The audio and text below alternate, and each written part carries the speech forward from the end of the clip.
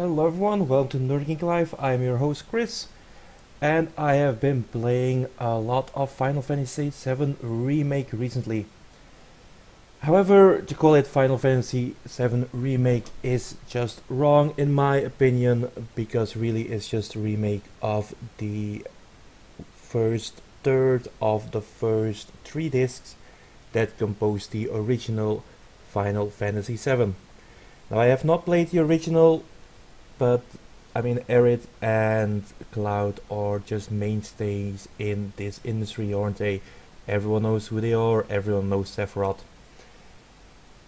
But why we are paying full price for just 1/9 basically of a game is quite a big question for me. One that we will not answer in this video, however.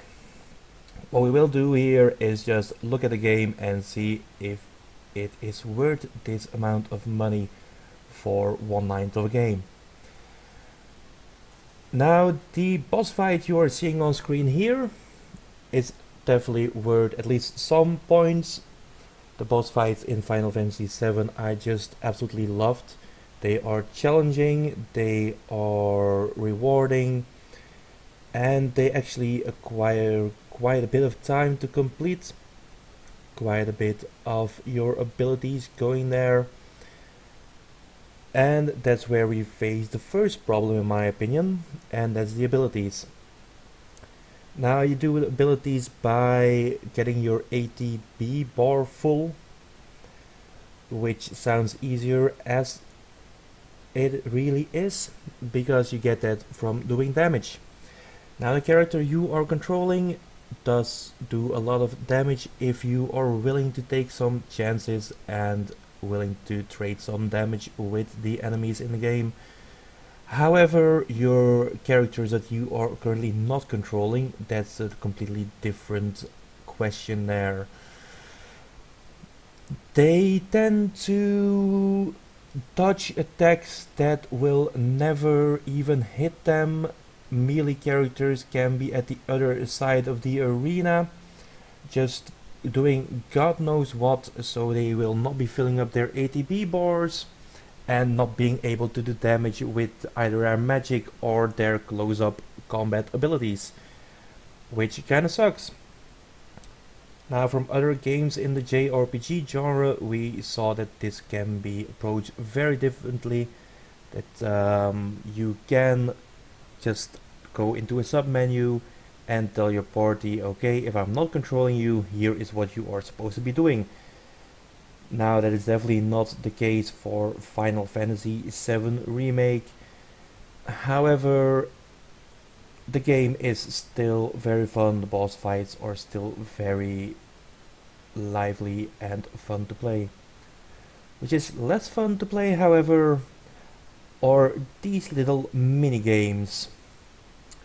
What you're seeing on screen here now is a sneak, I guess, option where you have to get out of the house in order to get away from Aerith. And why do we want to do this? Because her mother told us so. Don't ask, it's just how this game works. So it's basically mandatory stealth in a game that does not have any stealth options. Now, and this is just one of the many minigames you will come across. Another one, doing squats. It's basically just keep pressing the buttons when the controller vibrates. Now, is this fun? Well, no. I did it for the first try here in a minute. I will be winning this one, but I just felt like, yeah, I'm not doing any more of those against any more of the tougher opponents. I don't want to waste my life 1 minute at a time. It has to be said though that there is a minigame in there that was a lot of fun to do, and that's basically the darts. But I might be biased about that, seeing how I did used to play a lot of darts in real life. However, it takes some getting used to. Both the squats towards the sneaking bits. And it's not really why we come to play Final Fantasy VII now, is it? Most certainly it's not. So another thing that kinda annoys me is the walking around. Now I get it, you can't have fight after fight after fight, there has to be some pacing, but I just felt like a lot of this game was just aimlessly wandering around streets where, yeah, there are some boxes to smash, there is some stuff to look at, but other than that, it's just follow the pretty little lady and hope that she will lead you to a fight or to an area which you can actually properly explore. Although even exploring areas is not as fun as it sounds, because it looks like an open map, but it really isn't. I cannot say how many times I've come across a path where all of a sudden I just get halted by an invisible wall telling me, hey, the story goes into the opposite direction, so you should go in the opposite direction too. It is not the place for you to be, so just turn around and go follow this main mission. Now I would think that if you wanted me to follow main missions and just go through a straight path, just block off the other routes. I know it might be important that I get to those places after I do some other stuff, fair enough. But then give me some reason why I shouldn't go through the path on the left first while the main story goes to the right. If there is an actual reason why I shouldn't turn left now, just tell me and be done with it. Don't give me this bullshit of being able to walk 5 steps to the left and then suddenly have a wall in front of me that says, nope, you cannot do this. Now what else can be said about Final Fantasy VII Remake? Well, quite simple. It has a rhythm dance section. I mean, if I wanted to do a rhythm action dance QTE section of any game, I would be playing Parappa the Rappa instead of Final Fantasy VII. Now, as I said before, I have not played the original Final Fantasy VII, but I dread to think like how this would have looked back in the 90s. Was it even in that game? To be honest, I should have looked this up, but I was just so mortified by playing this late last night after a hard day at work, and I was just sitting there thinking like, what? I'm sorry, what the hell is going on here? Did I accidentally put up Dance Dance Revolution instead of Final Fantasy? Is that what I'm playing here? Or is it more Shenmue? The QTEs? I mean, seriously, just look at this footage here. What the hell am I supposed to do with this? Cloud himself is clearly uncomfortable with this, as you will see later on in this video. And we as players, as a community, should just sit there and do this. I'm sorry, but no. I mean, I did eventually, but to be honest, at this stage I actually paused the game and just went out for a smoke because I could not believe what I was seeing, and apparently neither could Erit at this point. And I feel like this is something that Square Enix had tried to do in order to appease everyone, every gamer out there. They put combat in there, they put exploration in there, they put romance in there, they put fucking dancing in there. And at the end, in my opinion, they tried to bring so many genres of video games in there at the same time that it just failed miserably to make a consecutive whole of this. I mean, choose a genre, choose a JRPG, what Square Enix is good at, and stick with it. Don't give me any of this bullshit. Because at the end of all this bullshit, of all this dancing around, What do we get out of it? We get Cloud in one of the worst disguises, one of the worst drag queens I have ever seen. I understand the drive for more diversity in games, for drag queens, bisexuals, transsexuals.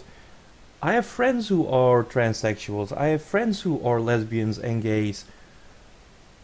However, putting a character like Cloud all of a sudden in girly makeup, in a girly form, is not okay to me. The character himself looks awkward, and I feel like everyone watching this feels awkward at this point. And even after he's been transformed into a girl, when he gets his proper clothes back, what we get then? The inescapable romance options. Just look at this footage. There's no way they could have made it any more obvious than this scene that you just need to pick one of these two ladies as your love interest. And the question of which is your love interest is pretty straightforward, because this game has two very nice redeeming qualities, namely Tifa's left boob and Tifa's right boob. As you can clearly see in this picture here, they look fucking awesome. And to me, that's the only reason I kept playing this. And honestly, it's not that those are the only two reasons, but I do feel like this game had a lot of potential. It could have been amazing, it could have been just as good as the original, but I feel like Square Enix fucked it up on numerous occasions. Now, is this game worth buying? Is this game worth the full price you ask for it? Well, that kinda depends. Do you want a full remake of Final Fantasy VII? If that is what you want, if that is what you are expecting of this game, then no, it is not. They said earlier that this would be episodically, but I do feel like they cut out a bit too soon here. It could have been a lot better than it was. It could have been more filled with actual stuff to do than just those boring side activities, the squatting, the darts, and all the other stuff. Now, depending on what they will ask for the second part of this remake, I'm very much doubting if I will be getting the second, third, fourth, how many ever parts there will be. Why?